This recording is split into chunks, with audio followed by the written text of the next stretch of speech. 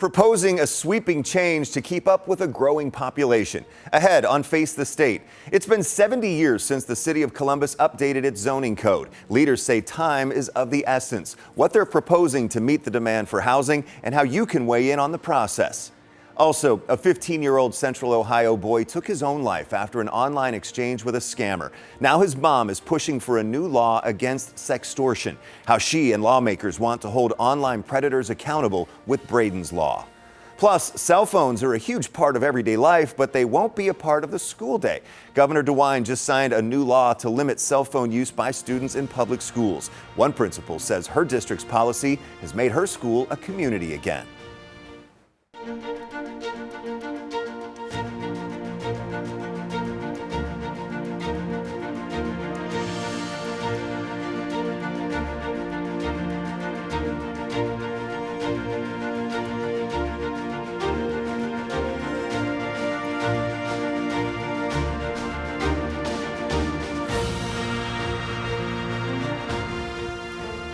Thanks for joining us for Face the State. I'm Doug Petcash. The city of Columbus is growing. To keep up with the population growth, the city is proposing a major update to its zoning code. Here's the thing, the city's zoning code hasn't been updated for 70 years. The city estimates it will need 200,000 new housing units in the next decade just to keep up with demand. But Mayor Andrew Ginther says the current zoning codes will make that difficult to achieve. The city is looking to create new codes that would allow for the development of taller, mixed-use buildings on the main streets of city neighborhoods in a more streamlined process. Updating the code would allow for the creation of 88,000 new homes in the targeted areas versus 6,000 new homes with the way the code is currently written, according to the city. Developers will be able to build even taller if they promise to allocate 20 to 30% of the properties to affordable housing. And now is the time for the public to weigh in. The city is in the 60-day period for public comment. It runs through June 10th. Joining me now to talk about the City of Columbus's Zone In initiative is City Council President Pro Tem Rob Dorrans. He is also the Zoning Committee Chair. Councilman Dorrans, thanks for being here today. Yeah, thanks for having me. I appreciate it. First of all, just why did it take 70 years for the city to take a look at the zoning code? I think it's a great question. And I think when you look at how complicated zoning is, when you talk about land use policy, you can get in the weeds very, very quickly. You know, this is not an easy subject for anyone to really to dig into and think about what are the intended and unintended consequences of how that code translates out to housing or other development issues within the city.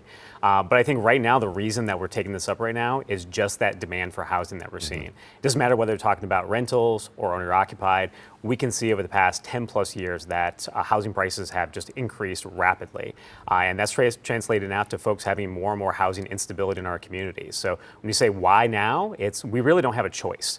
When we think about the growth that Columbus experienced and is it going to experience in the future, we need to try to do something differently to help to streamline that process to bring more housing online sooner than later. I mean, when you hear 200,000 new homes needed in the next decade, that's really eye-opening.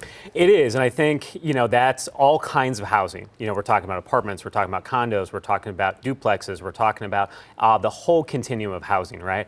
But when you think about what this means to families, you know, if a community really means that when we say housing is a human right, that we want our friends and family to be able to have an affordable place to call home, we need to make sure that we're tackling this. Because right now, when you talk about that change of currently what is proposed in this first phase of Zone In, while that's only 4% of the city, so most of the city is not touched by this first phase. But we're talking about going from the potential of 6,000 new housing units close to 90,000. That's a tremendous difference when we talk about how does our land use policy be very intentional about trying to encourage new things like new housing across our city. So what is it about the zoning proposal that would take it from 6,000 that you could build to 88,000? What's the change? One of the most basic things is that most of these parcels right now are zoned completely commercial. So when you go back and think about how we approached land use 70 years ago, it was more about suburban sprawl, right? It was more of 1950s mindset of commercial needs to stay away from residential. So when we think about how do we make some of these changes, when you talk about that mixed use aspect to it, most of these properties right now, again, are zoned commercial, and you'd have to come to get a rezoning or a variance from us to do any residential. And that adds 6 to 18 months typically on any development process, which leads to higher costs for that housing provider, which then translates out to higher costs for whether those are owner-occupied or rentals, right? So the first things first is that all these 6 new zoning districts that we've created will allow both commercial and residential to live together. And I think when you look at areas of the city, older areas of the city that developed even before zoning, so before the 1950s, you see that, where you see, commercial and residential living in harmony. You can, places in German Village, near East Side, Short North, where you can walk to, do your banking, you can get your haircut, you can go to the grocery store, all within the same few blocks. And that changed when we started putting these very restrictive aspects of our code in, saying we want to keep people apart, we want to keep uses apart. I think the approach with this code is saying we actually want to bring communities together and actually have more connected neighborhoods with these zoning districts. And is the key building up rather than out? I mean, right. So again, when you talk about what that 1950s mindset was, it was about sprawl, right? It was about building out, where we're going to sort of sprawl across the community. I think most folks don't realize that Columbus's square mileage is about the same as the city of Chicago. So again, they're about 8 or 9 million people. We're a little less than 1 million people. So you think about how sprawled out we are. The only way for us to really meet this housing demand in a more equitable way is to better utilize our land that's closer to transit, that's closer to job centers, in order to bring those housing units where we need them. And that's a much better way for us to approach this when we think about things like Link Us with CODA, that's going to bring more high frequency, reliable mass transit to portions of the city that have not had that in a very long time. And that's a way for us to lower housing costs too, because land's not getting cheaper, certainly anytime soon. And when you think about just the most basic level of increase in density, I lived in Italian Village for about 10 years, and I lived in a duplex. It's illegal to build a duplex like that now with our current zoning code.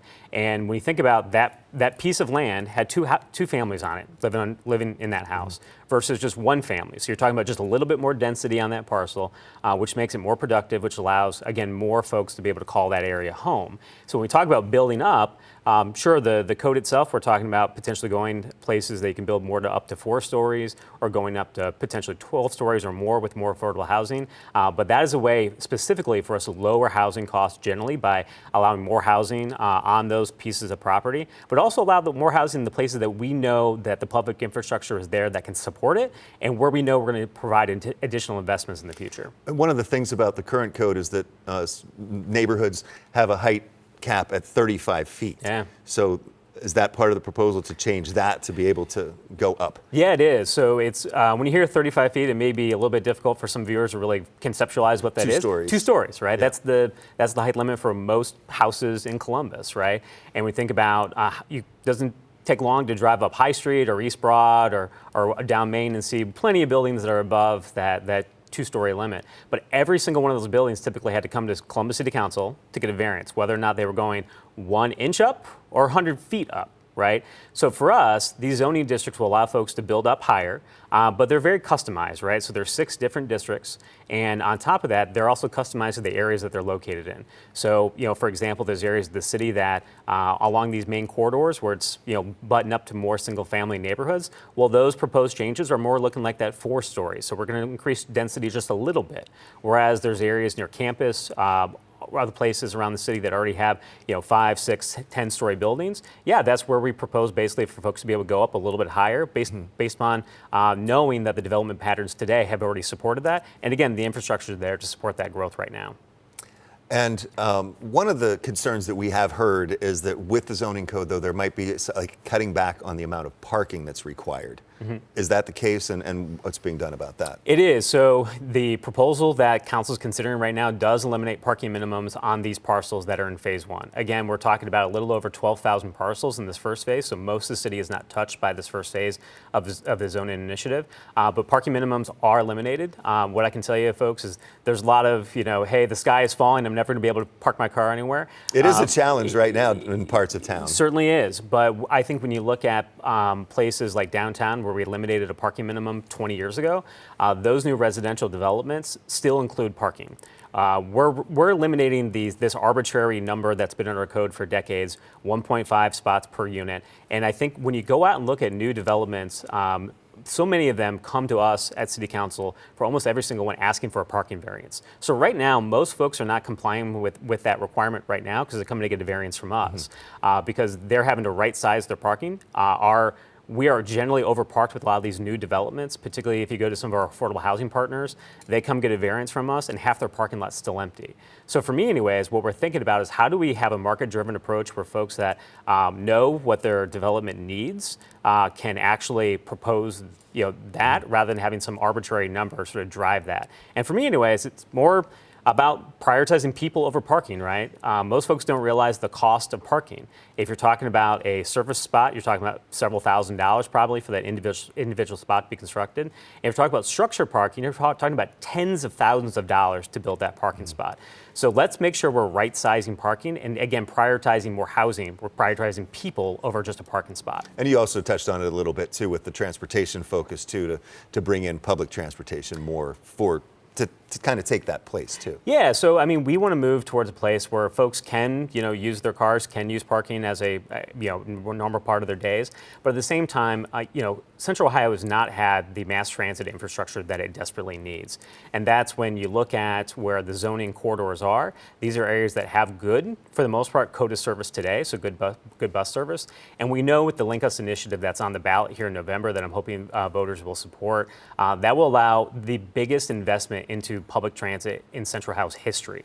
We're talking about the creation of a number of bus rapid transit lines, which if folks have not seen these, it's sort of light rail on wheels, right? So we're actually going to be able to bring, for the first time, these massive investments to mass transit in Columbus that we haven't had before, to give people options in these areas. We only have about a minute left. I want to touch on how people can weigh in right now. There's the Zone-In Gallery downtown on Front Street.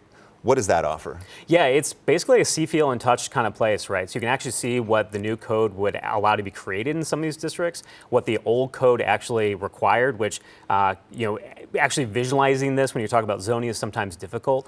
So that is a really key way to be able to visually see what this new code is going to mean for your neighborhood. And we're also looking right now at video of the Zone-In website. What information can people find and what can they do on that website? Yeah, so two things. This is probably the best place to go to find information about what may be potentially affecting your neighborhood. You can zoom all the way down into individual parcels and see what the changes that have been proposed for that area are. You can see what a visual representation of what that might look like in the future. And then also, most importantly, that is the best place to leave a comment. You like it, you don't like it, you got a question. It's a very easy, user-friendly way basically to leave a comment, ask a question, and that's going to be inserted in our database for council to consider.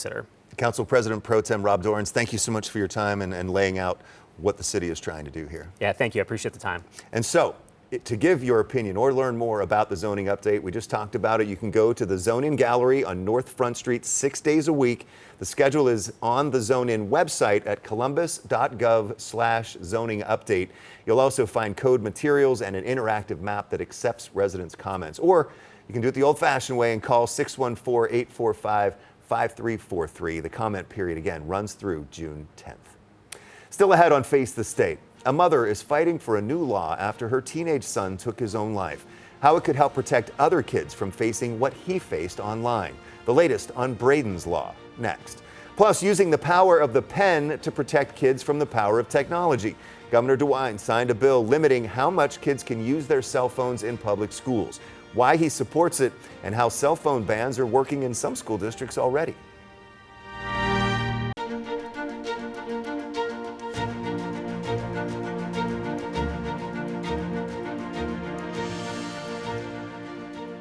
This week, Ohio lawmakers announced Braden's Law. The proposed bill has one purpose: to stop the online crime of sextortion.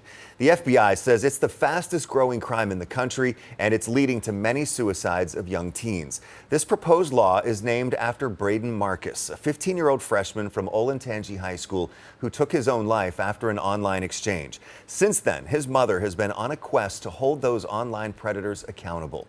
10 TV's Angela Ann has followed Braden's story from the very beginning. She recently sat down with Braden's mom. Angela found that Jennifer Marcus is more than a mom on a mission. She's a mother who is turning her grief into action. It's memories of him. It's what he did. It's what he loved. Every baseball bat since he started his career. This is where Jennifer Marcus goes to be close to her son, Braden. Come say hi down here. Look at his pictures. I call it the Braden Shrine. Her laughter masks the anguish buried deep. Why? The kid that always was smiling, got along with everybody. Why? Why did you target him?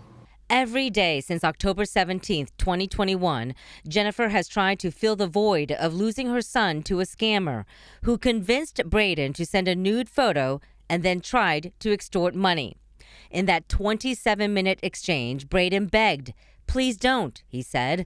"I'm killing myself. Please." Well, I think going back to essentially somebody came into our house and, in my eyes, murdered my kid in front of the whole world.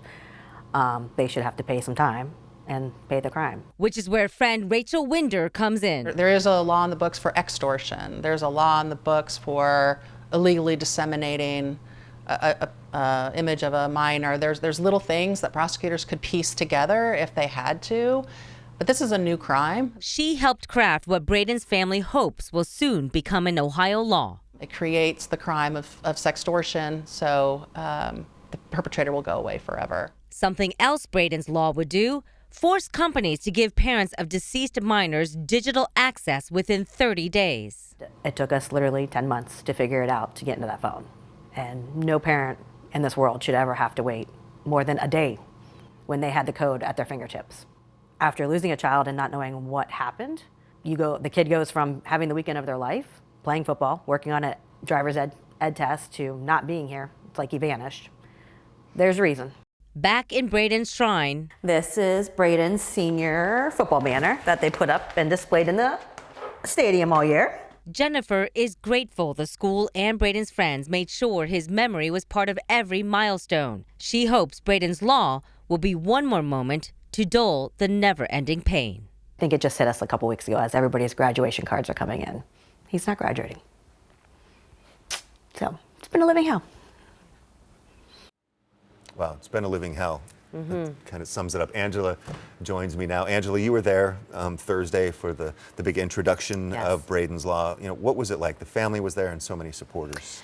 You know, it was actually like a big exhale. I think the family has been fighting so long to do something since 2021 when Braden took his life. They knew they needed some kind of law on the books. A lot of people don't realize, Doug, but sextortion at the time, and still is, it's a misdemeanor.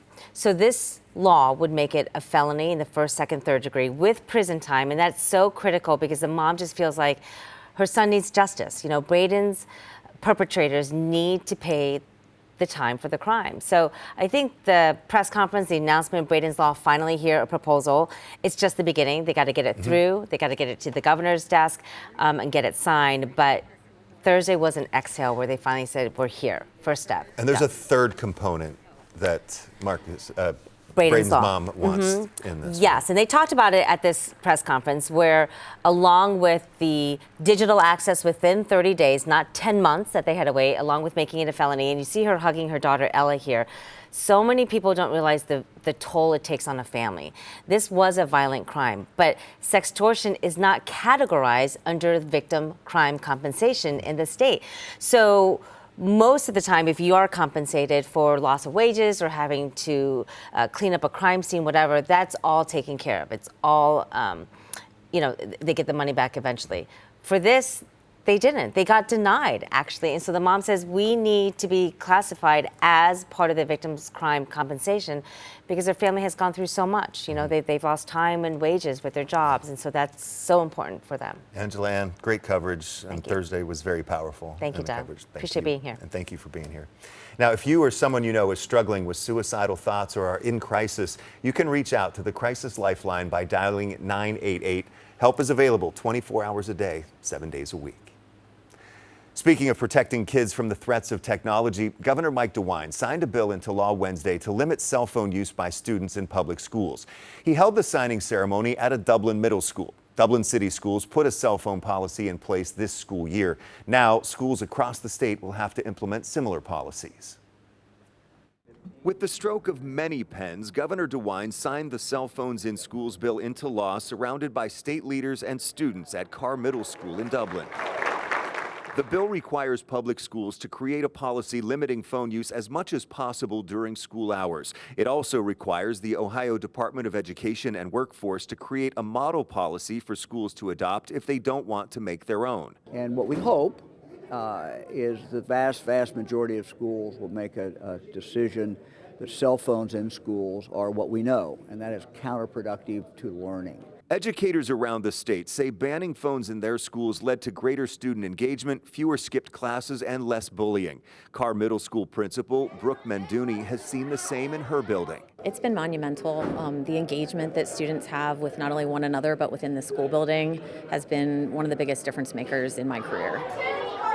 Then there's the noise in the hallways and cafeteria. The noise level in the lunchroom is much louder, but it's a good loud. They're interacting, they're laughing. Just 5 weeks ago, Governor DeWine advocated for the bill in his State of the State address. Now it's already law. This happened this fast because there is a broad consensus today that cell phones in schools are not good. Principal Menduni is very glad her district took the lead on this issue. It's not to say after schools they're not still back on cell phones and devices, but teachers are able to teach, students are able to learn, and we feel like a community again.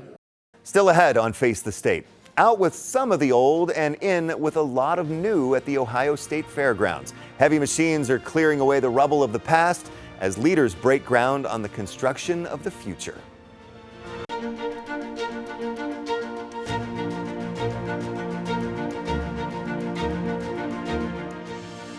A modern-day update for a Columbus landmark that dates way back to 1886. These renderings show what two major additions to the Ohio Expo Center and State Fairgrounds will look like in about 2 years. Governor Mike DeWine joined others to break ground on a major part of the Expo 2050 master plan last week. The governor said the vision is to build on the greatness of Ohio's agriculture and bring more people in to see what Ohio is all about. The project is making way for progress while holding on to the history and character of the fairgrounds.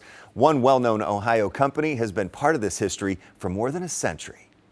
They are assembling roast beef sandwiches. A mural outside the Schmidt's restaurant office at the State Fairgrounds shows generations of Schmidt's serving their classic food at the Ohio State Fair. Chief Operating Officer Carla Epler says they've been here since 1914. It means everything. We are all about legacy, tradition, culture, and this is the meshing of it. We're kind of back to our roots. She watched as Governor Mike DeWine and the Fairgrounds team broke ground on two major new buildings that will grace the land that's hosted the State Fair since 1886. When we're finished, the fair will be even more fantastic showcase for Ohio while continuing to celebrate the state's deep agricultural roots. Renderings show the new agriculture building. It will have a Taste of Ohio cafe and feature agricultural and other exhibits in more than 100,000 square feet of space. The new Ohio Showcase building will have exhibits on Ohio's people, communities, and innovation, as well as 6 restaurants offering regional Ohio dishes.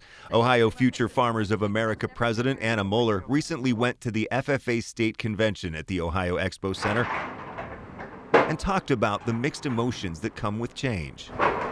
Some of our representatives here talk about this today, but it can be a very bittersweet thing just because there are so many memories made on these state fairgrounds and everything, but it's also very important that we continue to progress throughout our time and everything, and I think that these changes will be very beneficial. Epler agrees on the bittersweetness of the evolution of the fairgrounds. We were actually in a meeting when the Ohio building came down, and it was kind of like, oh my gosh, but it's so exciting to be part of setting the future. Perhaps a feeling shared by the governor and first lady, holding a piece of history. By the way, that archway you saw there on the old agriculture and horticulture building will be preserved. The new construction projects are expected to be finished by the 2026 State Fair, so there will be some fenced-off areas for this year's fair, which runs July 24th through August 4th. Along with the two projects we just talked about, several other major ones are going on for a total cost of $456 million. Thank you for joining me this week for Face the State. I'm Doug Petcash. Have a great day. I'll see you back here next Sunday at 11:30.